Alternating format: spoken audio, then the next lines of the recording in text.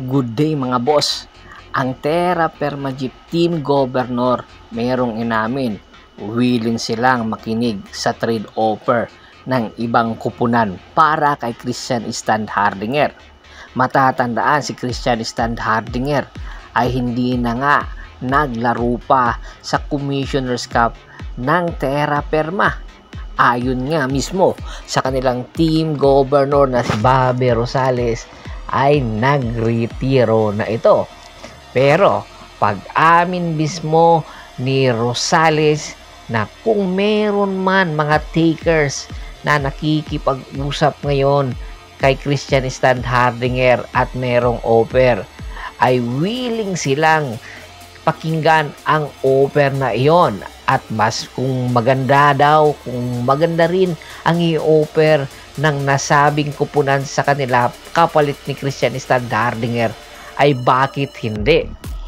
Si Christian Standhardinger kasi isa sa mga legitimate big man ngayon ng PBA. Bigla na lang itong nawala pagkatapos nga ng isang konferensyang paglalaro nito sa Terra Firma Jeep. Pagkatapos nga rin niyang makawalan or pakawalan siya ng Barangay Ginebra San Miguel, ay bigla na lang nawala, parang bula ang kakayahan na meron itong si Christian Standhardinger.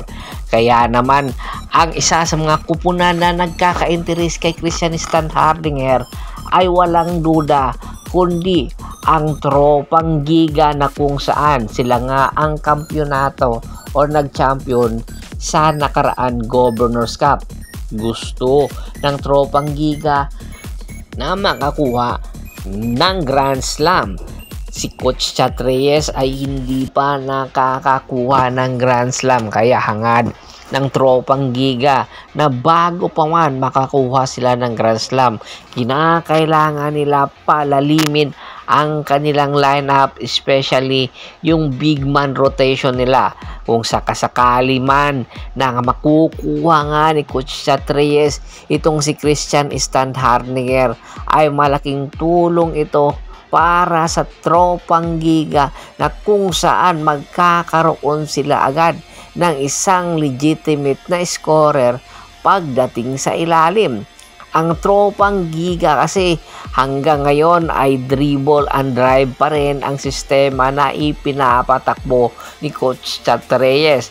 Tanging palabigasan nila yung mga outside shooting nila, at itong si Ronde Holly Jefferson ang nagiging anchor nila sa depensa. Kung sakali man makuha nga ng Tropang Giga itong si Christian Standhardinger, magkakaroon ng katulong itong si Ronde Hollis Jefferson sa ilalim sa tulong ni Christian Standhardinger. At ayon nga sa mga ulat, itong si Poy Eram daw ang malaking posibilidad na pakakawalan ng Tropang Giga para maging kapalit itong si Christian Standhardinger. Nang magsimula nga ang Commissioner's Cup, agad-agad ay nagkaroon na agad ng suspension itong si Poy Eram matapos nga ang isang aksidente na nangyari. Kaya naman inaasahan dahil sa nasabing aksidenteng nangyari na tanging si Poy Eram ang may kasalanan, ay nagdadalawang isip na ngayon ang management ng Tropang Giga na papirmahin pa ito ng extension contract, at sa halip ay maghanap na ng panibagong big man na makakatulong sa kanila.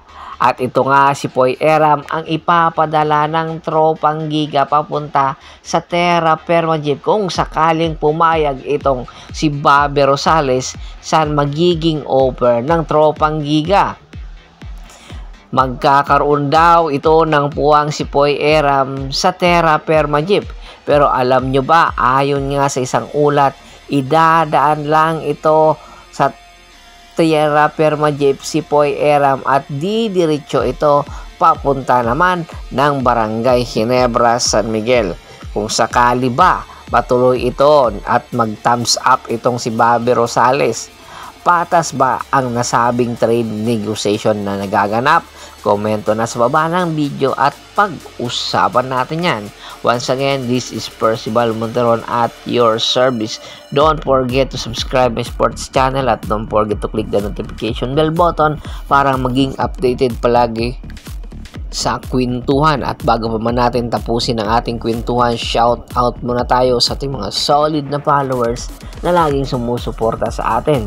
Kay Kagawad Cats Aquino Dukusin ng Hagonoy, Bulacan, Anthony Lucky Alon, Ronald Bersobidad at sa Bersobidad family, Adrian Dulay at sa Dulay family, Malyari Mascareñas, Jan David Golapa at syempre si Mr. Ricky Lanza ng Ricky Rider TV ng Tansa Cavite. Pakibisita na rin po ng aking Facebook fanpage na Hapres PH, Pulgoso, Bostor at Boss Idol para sa mga karagdagang sports kwentuhan. Hanggang sa muling kwentuhan, maraming salamat po.